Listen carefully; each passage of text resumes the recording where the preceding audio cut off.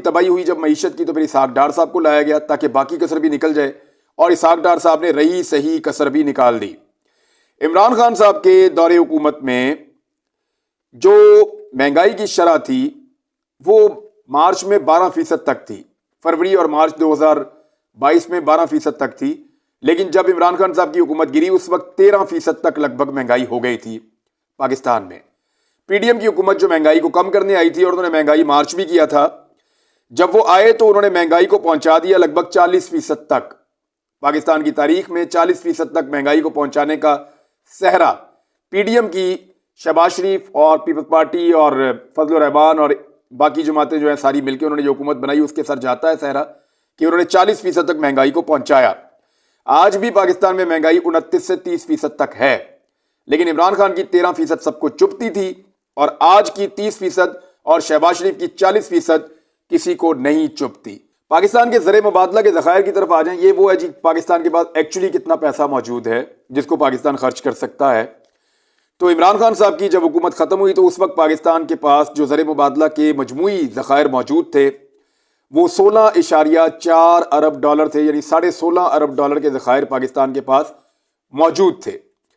और शहबाज शरीफ साहब के दौरे हुकूमत में ये कम होते होते बहुत नीचे चले गए थे, लेकिन अब दोबारा से कुछ कोशिश करके इसको बढ़ा के ये लगभग कुछ 11 से 12 अरब डॉलर के करीब पहुंच गए हैं।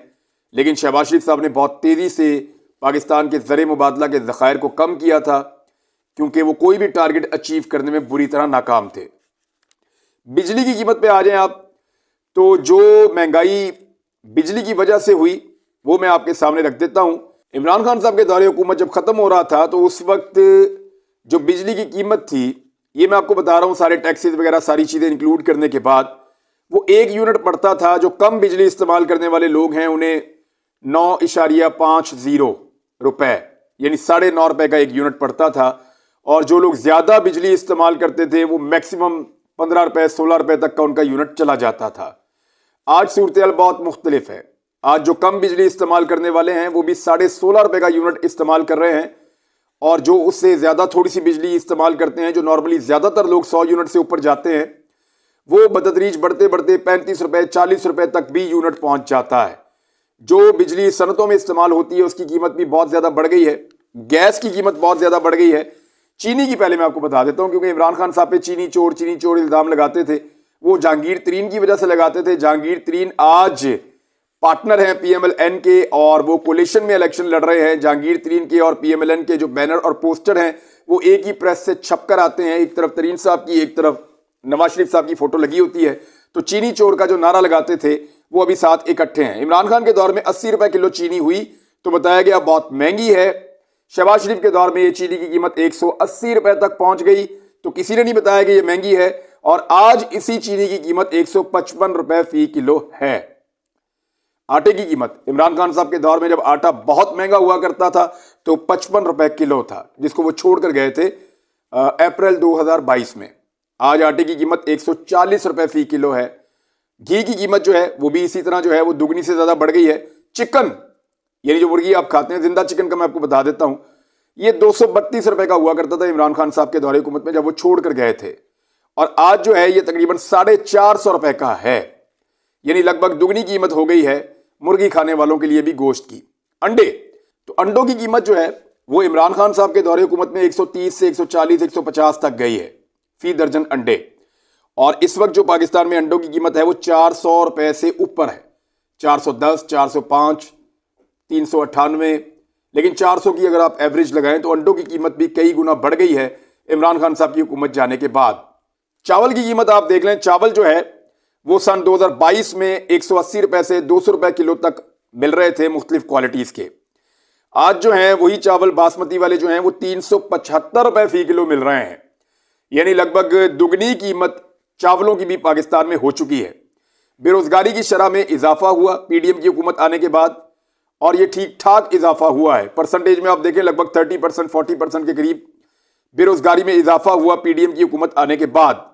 पाकिस्तान में मईशत की जो ग्रोथ इमरान खान साहब के दौरे हुकूमत में 6% थी। मईशत के बढ़ने की जो शरह होती है वो किस शरह से तरक्की कर रही है पाकिस्तान की मईशत, तो जो जीडीपी की ग्रोथ थी वो पाकिस्तान की 6% के लगभग थी, इससे थोड़ी कम थी। लेकिन 5.5% और 6% के बीच में रही लगातार 2 सालों तक, और फिर ये पहुंच गई 0.5% तक पीडीएम की हुकूमत आने के बाद। पाकिस्तान की बरामदात में बहुत ज्यादा कमी हुई। हालांकि कोरोना वायरस के दौरान भी पाकिस्तान की एक्सपोर्ट्स में इजाफा हो रहा था। फैसलाबाद में अगर आप पता करें तो जो वहां पे मजदूर हैं, जो काम करने वाले हुनरमंद हैं, जो पावर लूम्स के अंदर काम करते हैं, उनकी किल्लत हो गई थी। लाखों लोगों को रोजगार मिल गया था, नई पावर लूम्स भी मिल रही थी, और पूरी स्ट्रेंथ के साथ पूरी की पूरी इंडस्ट्री, खासतौर पे टेक्सटाइल की, वो चल रही थी। इतना बूम आया कि बहुत लंबे अरसे के बाद ताजरों ने बताया या सनतकारों ने बताया कि उनका काम बढ़ गया है। एक्सपोर्टर्स जो हैं वो इतने ज्यादा ऑर्डर्स मिल रहे थे, वो पूरे नहीं कर पा रहे थे, और जबरदस्त तरीके से काम चल रहा था। आज आप फैसलाबाद जाकर देखें तो लूमें बंद पड़ी हैं। वजह यह है कि बिजली की कीमतें बढ़ गई, गैस की कीमतें बढ़ गई। वजह यह है कि महंगाई बहुत ज्यादा बढ़ गई, पॉलिसीज तब्दील हो गई। वजह यह है कि बहुत सारी ऐसी पॉलिसीज आई इंपोर्ट और एक्सपोर्ट में, जिसकी वजह से जो इंडस्ट्री है वो मुकम्मल तौर पे बैठ गई। इमरान खान साहब की जो हुकूमत का आखिरी साल था वो 2021 था। 2021 में 2.25 लाख पाकिस्तानी जो थे वो पाकिस्तान को छोड़कर गए थे, जबकि 2022 में जो लोग पाकिस्तान छोड़कर गए वो 7,65,000 थे। यानी बहुत बड़ी तादाद में पाकिस्तानी पाकिस्तान को छोड़कर गए, 3 गुना से भी ज्यादा। जब पीडीएम की हुकूमत बनी लोग मायूस हुए, और सन 2023 में भी 5.5 लाख लोग पाकिस्तान छोड़कर गए। ये वो नौजवान हैं जिनमें हुनरमंद शामिल हैं, ये वो नौजवान हैं जिनकी वजह से पाकिस्तान में ब्रेन ड्रेन हो रहा है।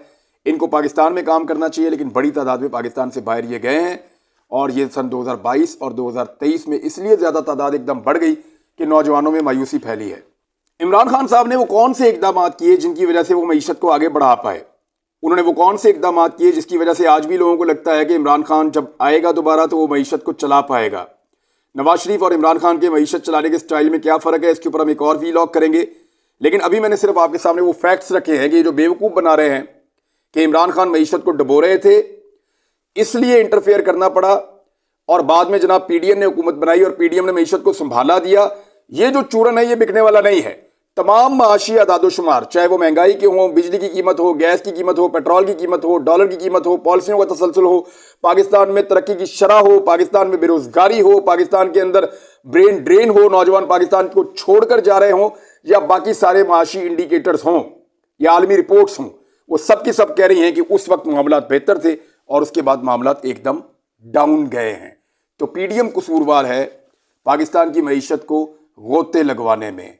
इमरान खान ने क्या किया था वो आपको नेक्स्ट वीलॉग में बताऊंगा। अब तक के लिए इतना ही। अपना ख्याल रखिएगा, अपने इस चैनल का भी। अल्लाह हाफिज।